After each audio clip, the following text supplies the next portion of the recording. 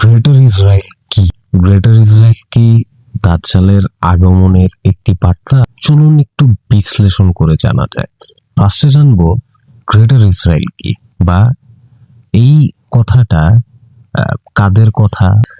হয়তোবা আপনারা সকলে শুনেছেন কোথাও না কোথাও যে গ্রেটার ইসরায়েলে অনেকগুলো দেশ আছে। তো স্বাভাবিকভাবে আমি আপনাদেরকে ভেঙে বুঝাই।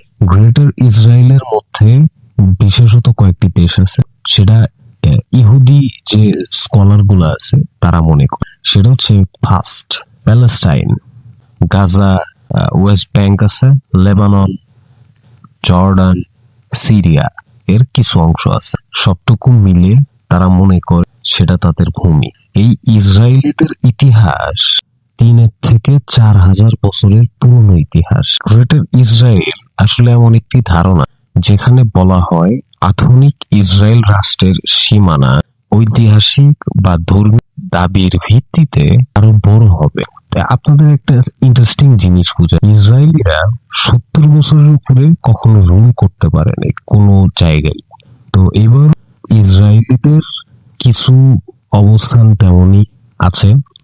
আমার মুস্তফা নবী বলে গেছে যে ইমাম মাহদী আসবে, দাজ্জাল, পৃথিবীতে দাজ্জালের আগমন ঘটবে, দাজ্জাল একটা সেই ফিতনা থেকে বাঁচার জন্য প্রত্যেকজনের ঈমান শক্ত রাখতে হবে।